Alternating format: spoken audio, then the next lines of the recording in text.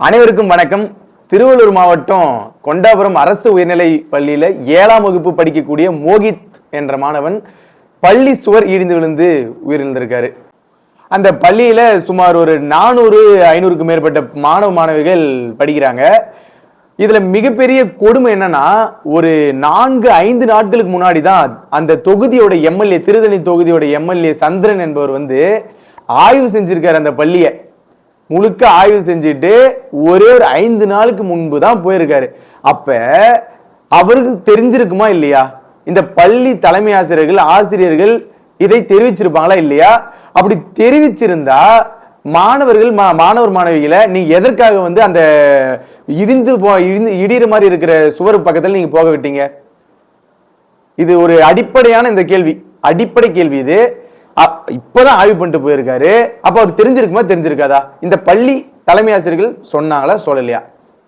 அதே போல நம்ம அங்க இருக்கிற உறவுகள்கிட்ட கேட்டு, அந்த ஊர் பொதுமக்கள் கிட்ட உறவுகள்கிட்ட கேட்கும் போதுதான் தெரியுது, அந்த பள்ளியில பல ஆண்டுகளா அடிப்படை வசதிகளே இல்லை அப்படின்னு சொல்லிட்டு ஒரு அதிர்ச்சியான தகவலை சொல்றாங்க. பெண்களுக்கு மிக முக்கியமா பெண்களுக்கு மிக முக்கியமான அடிப்படை வசதியான கழிப்பறை வசதியே சரியான முறையில இல்லையா.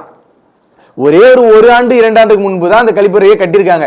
இத்தனை ஆண்டுகளா நடந்து வர பள்ளியில இப்பதான் கட்டியிருக்காங்க. பல சுவர்கள் இடிற மாதிரி தான் இருக்குது. அதே போல உள்ள இருக்கிற அந்த உள்ள இருக்கிற அந்த அறை இடிந்து விழுதான், மேற்கூரையெல்லாம் கூட இடிந்து விழுதான். அந்த சூழல்ல இருக்கும்போது நீங்க எதற்காக மாணவர்களை பள்ளிக்கு வர வைக்கிறீங்க? இப்ப இது யாரு மீது தவறு? நான் கேள்வி உங்ககிட்ட வைக்கிறேன், இது யார் மீது தவறு? அப்ப தொடர்ச்சியாக அந்த பள்ளி இது போன்றுதான் செயல்பட்டு வருது. இதை யாருமே அக்கறை எடுத்து கண்டுகொள்ளாததன் விளைவுதான் இந்த மாணவனுடைய இழப்பு. தொடர்ச்சியா ஒரு தொடர் கதையாவே இருக்குது. தமிழ்நாட்டுல எத்தனை சம்பவங்கள் இது போன்று நடந்துட்டே இருக்கு. திமுக ஆட்சிக்கு வந்ததிலிருந்து இதுவரை எத்தனை பள்ளியினுடைய சுவர்கள் இடிந்து விழுந்து எத்தனை மாணவர் படுகாயம் அடைஞ்சிருக்காங்க, எத்தனை பேர் உயிரிழந்திருக்காங்க. அப்ப பள்ளி கல்வித்துறைக்குன்னு சொல்லிட்டு நிதி ஒதுக்குறாங்களா இல்லையா? அப்படி ஒதுக்குனா அந்த நிதி என்ன பண்றாங்க? கேள்வி எழுதா இல்லையா? இந்த வருடம் மட்டுமே 2025-26க்கான கல்வி ஆண்டுல 46 கோடிக்கு மேல நிதி ஒதுக்கிறதுன்னு சொல்றாங்க. பள்ளி கல்வித்துறை அமைச்சர் மரியாதைக்குரிய அன்பில் மகேஷ் அவரு சொல்றாரு, ஒரு 46 கோடிக்கு மேல நம்ம நிதி ஒதுக்கி அதற்கான திட்டங்கள் செயல்படுத்துறதுக்கு நம்ம ஒதுக்கி இருக்கோம் அப்படின்னு சொல்லிட்டு. சரி, எந்த திட்டத்தை செயல்படுத்துறீங்க பள்ளி கல்வித்துறையில? எங்க பார்த்தாலும் அடிப்படை வசதிகளே இல்லை தமிழ்நாட்டில் பல பள்ளிகள்ல. அதுக்கு உதாரணமா இந்த மாதிரி சம்பவங்கள், இதற்கான உயிரிழப்புகள் நடந்துகிட்டே இருக்கு தொடர்ச்சியா. எத்தனை உயிரிழப்புகள் இதே போன்ற நடக்கிறது.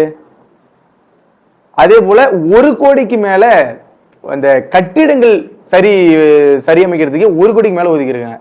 அது என்ன பண்ணேன்னு தெரியல. திமுக ஆட்சிக்கு வந்ததுல இருந்து எத்தனை நடந்திருக்குன்னு சொல்லிட்டு அண்ணன் சீமான் ஒரு அறிக்கையாவே விட்டுட்டாரு. அதை நான் எடுத்து படிக்கிறேன், கேளுங்க. தொடர்ச்சியா 5/12/2025 அன்று புதுக்கோட்டை மாவட்டம் சிறுநாவூர்பட்டி அரசு நடுநிலை பள்ளியில மேற்கூரை இடிந்து விழுந்ததுல சிறு காயங்களோடு அங்க தப்பிச்சிடுறாங்க. நல்ல வேலை, அங்க சிறு காயங்களோடு தப்பிச்சிடுறாங்க.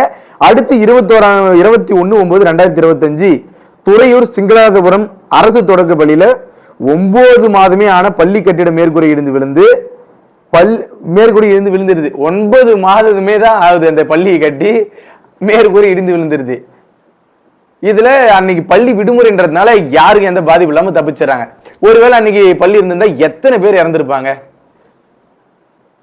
இது போன்று தொடர்ச்சி அடுத்து திருவண்ணாமலை மாவட்டம் செய்யாறுல அது போன்று இடிந்து விழுந்து மாணவர்கள் உயிரிழக்கிறாங்க. அதே மாதிரி கிருஷ்ணகிரி மாவட்டத்திலுமே நடக்குது. அப்ப தொடர்ச்சியான நிகழ்வுகள் இது போல நடந்துகிட்டே இருக்கு. நிதி எதுக்கு செலவு பண்றீங்க? நிதி தேவையான விடயங்களுக்கு செலவு பண்ணா பரவாயில்ல. மெட்ரோ திட்டத்துக்கு செலவு பண்றீங்க. மெட்ரோ என்பது அத்தியாவசியமான ஒண்ணா? கலைஞர் 100ஆண்டு விழாவை மிக சிறப்பா எடுக்கணும்னு சொல்லிட்டு பல கோடியில செலவு பண்றீங்க. கலைஞர் அரங்கம் கட்டுறீங்க, பெரிய பெரிய அரங்கம் பல கோடியில கட்டுறீங்க.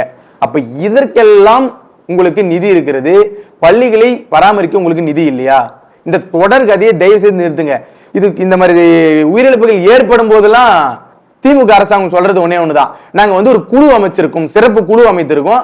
அந்த குழு இந்த கட்டிடங்கள்லாம் சரியா இருக்கா, பள்ளிகள்ல அடிப்படை வசதிகள்லாம் சரியா இருக்கான்னு பார்க்கும் அப்படின்னு சொல்லிக்கிட்டே தான் இருக்கீங்களே தவிர ஒன்னும் நடக்கல. அப்ப சரியான தீர்வை இதுக்கு நீங்க தரணும். தொடர்ச்சியா இது போன்ற நிகழ்வு நடந்துட்டே இருக்கு. அதே போல இப்ப என்ன பண்றாங்க, ஸ்டாலின் அரசு ஐயா அறிவிச்சிருக்காரு, உயிரிழந்த அவருடைய குடும்பத்துக்கு 3 லட்சம் அறிவிச்சிருக்காரு. 3 லட்சம் கொடுத்துட்டா போதுமா? இந்த தொடர் கதை நின்றுமா? 3 லட்சம் கொடுத்துட்டா போதுமா? அவ்வளவுதானா? அந்த உயிரோட மதிப்பு அவ்வளவுதான், முடிஞ்சதா? அப்ப என்ன நினைக்கிறீங்க? ஏதோ உயிரிழந்துட்டா அதை ஏதோ காசு கொடுத்து முடிச்சிடலாம், ஒரு ஏழை மக்கள் அதை வாங்கிட்டு அமைதியாயிருவாங்கன்ற ஒரு எண்ணம் தானே உங்களுக்கு இருக்குது. இந்த எண்ணத்தை முதல்ல கைவிடுங்க. சரியான முறையில தீர்வு காண்றதுக்கான வழியை பாருங்க. ஏழை எளிய மக்கள் தான் இந்த அரசு பள்ளிக்கூடத்துல படிக்கிறாங்க. இதுல இன்னொரு விடயம் என்னன்னா, அரசு பள்ளிக்கூடத்துல குறைஞ்ச எண்ணிக்கை சேரும் எண்ணிக்கை மாணவர்கள் சேரும் எண்ணிக்கை குறைஞ்சிக்கிட்டே இருக்கு. அதுவே இவங்க அந்த கட்டிடங்கள் அமைப்புகளை சரியா இருந்தா தானே சேருவாங்க. தனியார் பள்ளிகள்ல தொடர்ச்சி அதிகரிச்சுட்டே தான் இருக்குது மாணவர்களுடைய சேர்க்கை எண்ணிக்கை. அந்த பட்டியலுமே அண்ணா சொல்லியிருக்காரு, கிட்டத்தட்ட ஒரு 13,000 கிட்டத்தட்ட 13,000 தனியார் பள்ளிகளில் மட்டும் 64 லட்சம் மாணவ மாணவிகள் படிக்கிறாங்க.